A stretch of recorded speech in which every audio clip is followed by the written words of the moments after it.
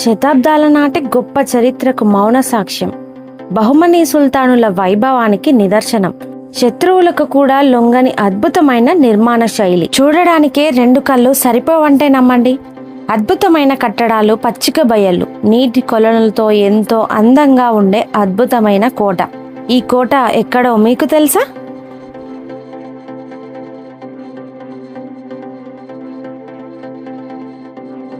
Hi అండి, అందరికీ నమస్తే.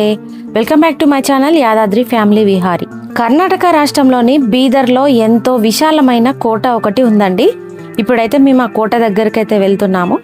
ఆ కోట గురించి విశేషాలేంటో తెలుసుకుందాం.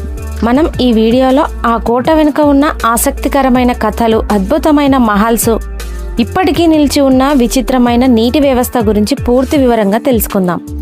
ఈ వీడియోని ఎక్కడా స్కిప్ చేయకుండా చూడండి, చాలా అద్భుతంగా ఉంటుందండి. ఈ వీడియో లైక్ చేయండి, మీ ఫ్రెండ్స్ అండ్ ఫ్యామిలీకి షేర్ చేయండి, మా ఛానల్ని సబ్స్క్రైబ్ చేయండి. మేము వన్ డే ట్రిప్లో భాగంగా బీదర్లో చూసిన 4వ ప్లేసు ఈ బీదర్ కోట. ఈ కోట లోపలికి వెళ్ళడానికి 2 మహాద్వారాలని మనం చూడవచ్చు. ఈ ద్వారాలకు దర్వాజాలు చూడండి ఎంత గట్టిగా ఉన్నాయో.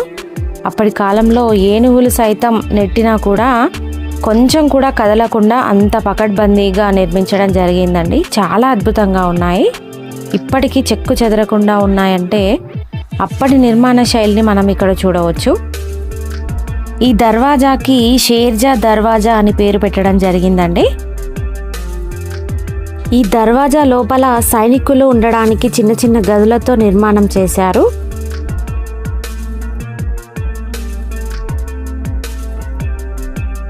ఇక మనం ఈ కోట గురించి చెప్పుకున్నట్లయితే దక్షిణ భారతదేశంలో బహుమనీ సుల్తానుల ప్రాబల్యం చాలా దశాబ్దాల వరకు కొనసాగింది.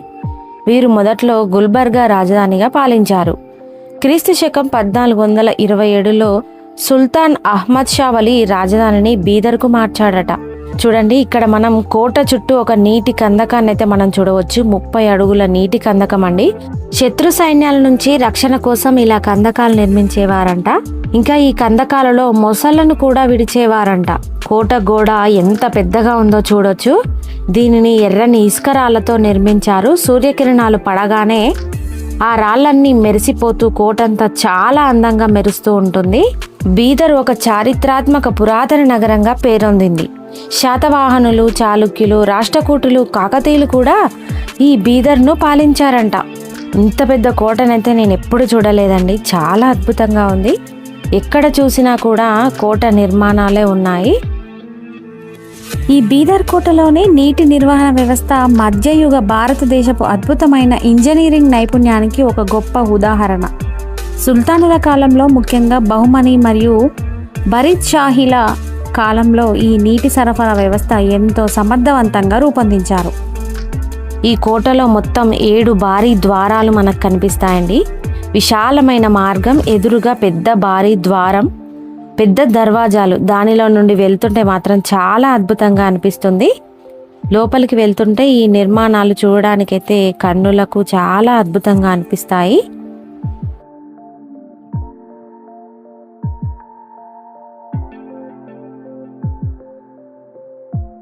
కోట లోపల పెద్ద పెద్ద భవనాలు, ఉద్యానవనాలు ఉన్నాయి. వీటిని ఇరానియన్, టర్కిష్ శైలిలో నిర్మించడం జరిగింది. కొన్ని భవనాలు అయితే కూలిపోయి అయితే మనకు కనిపిస్తాయండి. మనము ఇక్కడ ఇంకో దర్వాజాని అయితే చూడవచ్చు. ఈ దర్వాజాని గుంబద్ దర్వాజా అని పిలుస్తూ ఉంటారు. ఇది కూడా మనం మొదట్లో చూసిన విధంగానే చాలా పెద్ద దర్వాజా అండి.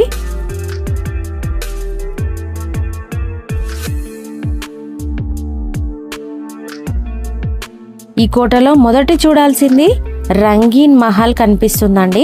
మహల్ బయటి వైపు రంగురంగుల టైల్స్ కనిపిస్తాయి. లోపల వైపు స్తంభాలు కనిపిస్తాయి. భవనాల నిర్మాణ శైలి చాలా అద్భుతంగా నిర్మించారండి. గాలి, వెలుతురు వచ్చేలా చాలా బాగుంది ఈ నిర్మాణాలు. పెద్ద పెద్ద కిటికీలతో బయట నుంచి లోపలికి సూర్యకిరణాలు పడేలా ఏర్పాటు చేయడం జరిగింది. మహమ్మద్ బిన్ తుగ్లక్ హయాంలో కూడా ఇక్కడ కొన్ని నిర్మాణాలు జరిగాయంట. తర్వాత బహుమనీలు ఈ నగరాన్ని వశం చేసుకొని కొన్నాళ్ళకి ఈ బీదర్ని రాజధానిగా మార్చారు. బహుమనీల తర్వాత ఫరీద్ షాహీలు, మన నిజాం రాజులు కూడా ఈ బీదర్ని పాలించారంట. నిజాం రాజుల నిర్మాణాలు కూడా మనం ఈ కోటలో చూడవచ్చండి. ఈ మహల్కి వెళ్తుంటే మనం ఇక్కడ పెద్ద పెద్ద ఫిరంగి గుండ్లనైతే చూడవచ్చండి. అప్పటి కాలంలో ఈ గుండ్లతో యుద్ధం చేసేవారంట. మనకి ఇక్కడ చూడడానికైతే పెట్టడం జరిగింది. ఈ బీదర్ కోటలోని నీటి వ్యవస్థలో అత్యంత ప్రసిద్ధమైంది కరేజ్ వ్యవస్థ. ఇది పర్షియా సాంకేతిక ఆధారంగా నిర్మించబడింది. ఇది ఎలా పనిచేస్తుందంటే కొండలు లేదా భూగర్భంలో నీరు ఎక్కువగా ఉండే ప్రాంతాల నుండి తాగునీటిని సేకరించి భూగర్భ కాలువల ద్వారా కోటకు మరియు నగరానికి సరఫరా చేస్తారు. నీటిని ఒక చోటు నుండి మరొక చోటికి తీసుకెళ్లడానికి కాల్చిన మట్టి పైపులను ఉపయోగించారు. కొండ ప్రాంతమైన బీదర్ భౌగోళిక రూపాన్ని బట్టి గురుత్వాకర్షణ శక్తి సూత్రం ఆధారంగా నీరు ఎత్తైన ప్రాంతాల నుండి కోటలోని వివిధ భాగాలకు ప్రవహించేలా ఇంజనీరింగ్ చేశారు. చాలా అద్భుతమైన నీటి వ్యవస్థ ఈ బీదర్ కోటలో ఇప్పటికీ చూడవచ్చండి. దీని యొక్క ప్రత్యేకత ఏంటంటే భూమి అడుగున కాలువలు తవ్వడం వల్ల నీటి ఆవిరి కాకుండా కాపాడుతుంది. అంతేకాకుండా శత్రువులు నీటిలో విషం కలపకుండా లేదా నీటి సరఫరాను నిలిపివేయకుండా ఈ వ్యవస్థ రక్షణగా నిలిచేదంట. చాలా అద్భుతం అండి. ఇక్కడ అతిపెద్ద ఖైదీలని బంధించే జైలునైతే చూడవచ్చండి. చాలా పెద్దగా నిర్మించడం జరిగింది. ఇప్పటికీ ఈ జైలు నిర్మాణాలు చెక్కు చెదరకుండా మనం చూడవచ్చండి.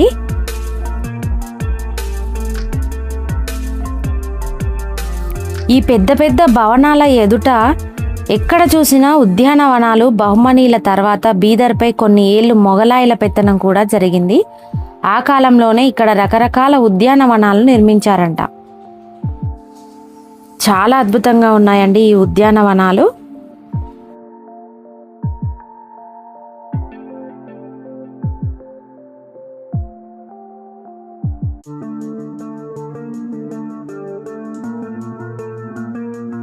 ఇక్కడ వాటర్ ఫౌంటైన్లు కూడా మనం చూడవచ్చు.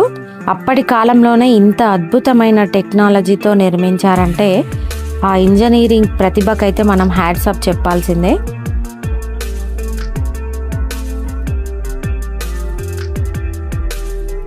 మనం ఇప్పుడు చూడబోయేది సోలా కంబా మసీద్ అండి. చాలా విశాలంగా ఉంటుంది. 16 స్తంభాలతో నిర్మించిన ఈ మసీదు దీనిని బహుమనీల పాలన కంటే ముందే 100 ఏళ్ల ముందు తుగ్లక్ రాజులు ఉన్నప్పుడు కట్టించారంట. కొంచెం కూడా చెక్కు చెదరకుండా చాలా అద్భుతంగా ఉంది. బహ్మనీ రాజుల కాలంలో నిర్మించిన మదర్సాలను ఇక్కడ మనం చూడవచ్చు. చూడండి స్తంభాలు ఎంత పెద్దగా ఉన్నాయో. చాలా అద్భుతంగా నిర్మించడం జరిగింది. బీదర్కు ఆ పేరు రావడానికి కూడా ఒక కథ ఉంది. ఒకప్పుడు ఇక్కడ వెదురు చెట్లు చాలా ఉండేవంట. కన్నడలో వెదురుని విదురు అనేవారు. అది కాస్త రాను రాను బీదర్గా మారిపోయిందని ఇక్కడ చెబుతూ ఉంటారు. గతంలో బీదర్ ప్రాంతం అంతా హైదరాబాద్ రాష్ట్రంలోనే ఉండేదంట. తర్వాత కర్ణాటకలో కలిపారు. ఇంత అద్భుతమైన ఈ బీదర్ కోట హైదరాబాద్ నుంచి కేవలం 143 కిలోమీటర్ దూరంలోనే ఉంటుందండి.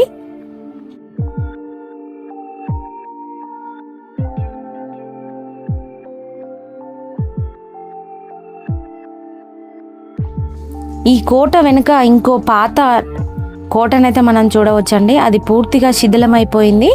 అక్కడ మనం చూడడానికైతే వీలు లేదు. ఈ కోటలో చూడాల్సిన మరొక అద్భుతమైన ప్రదేశం ఒకటి ఆయుధాలు భద్రపరిచే స్థలం. ఇది ఒక వస్తు ప్రదర్శనశాల అని కూడా అనొచ్చండి. అప్పటి కాలంలో రాజులు ఉపయోగించిన ఆయుధాలు మనం ఇక్కడ చూడవచ్చు. యుద్ధ సమయంలో వాడే అన్ని ఆయుధాలనైతే ఇక్కడ భద్రపరచడం జరిగిందండి. చాలా అద్భుతంగా ఉన్నాయి.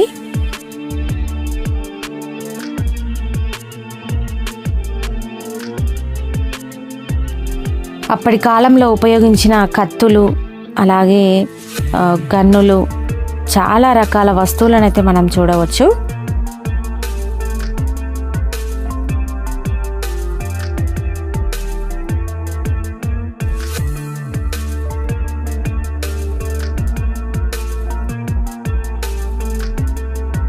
వారు ఉపయోగించిన వస్తువులను కూడా మనం చూడవచ్చండి.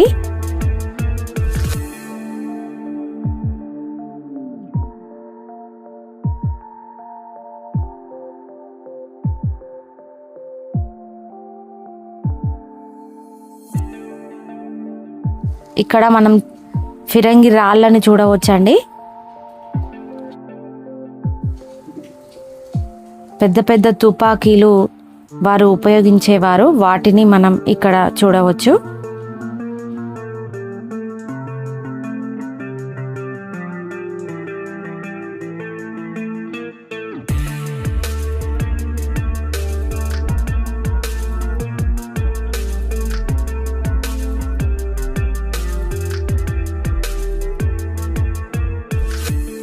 ఈ కోటకి సంబంధించిన కొన్ని ఫోటో గ్యాలరీలు కూడా ఇక్కడ ఏర్పాటు చేయడం జరిగిందండి. అవి మనం కూడా ఇక్కడ చూడవచ్చు. మాకైతే ఈ కోటను సందర్శించడం చాలా అద్భుతంగా అనిపించింది. మీరు కూడా ఈ బీదర్ వచ్చినప్పుడు తప్పకుండా ఈ బీదర్ ఫోర్ట్ని సందర్శించండి. ఒక అద్భుతమైన ఫీలింగ్ అయితే ఉంటుందండి ఈ కోటను సందర్శించడం. శాతవాహనులు, చాళుక్యులు, రాష్ట్రకూటులు, కాకతీయులు ఈ బీదర్ను పాలించారని చెప్పుకున్నాం కదా. వారి కాలం నాటి కొన్ని శిల్పాలను అయితే మనం ఇక్కడ చూడవచ్చండి. ఏ శిల్పాలు ఎప్పటి కాలంలో మనకు క్లియర్గా రాసి ఉంచడం జరిగింది. చాలా అద్భుతంగా ఉన్నాయి. ప్రతి శిల్పం ఒక అద్భుతంగా మనకు కనిపిస్తుంది. కొన్ని శిల్పాలు అయితే డ్యామేజ్ అయ్యాయండి, కొన్ని శిల్పాలు చాలా బాగున్నాయి. ఇవన్నీ చూడాలంటే తప్పకుండా ఈ బీదర్ ఫోర్ట్కి రావాల్సిందే.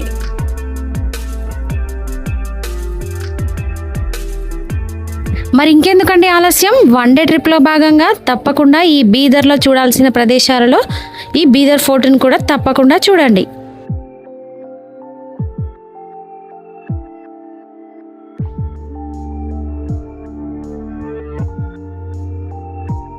ఈ బీదర్ ఫోర్ట్ హిస్టరీకి సంబంధించిన మ్యాటర్ అంతా కూడా ఈ మ్యూజియంలో ఉంచడం జరిగిందండి. అది ఇక్కడ మనం చూడవచ్చు. బీదర్లో చూడాల్సిన అద్భుతమైన ప్రదేశాలలో ఈ బీదర్ కోట కూడా ఒకటి. మీరు గనక ఈ బీదర్కి వచ్చినట్లయితే తప్పకుండా మేము సందర్శించిన ప్రదేశాలని తప్పకుండా చూడండి. మేము ఫస్ట్ బీదర్కి వెళ్తుంటే మొదట కేతకి సంగమేశ్వర స్వామి ఆలయాన్ని దర్శనం చేసుకున్నామండి.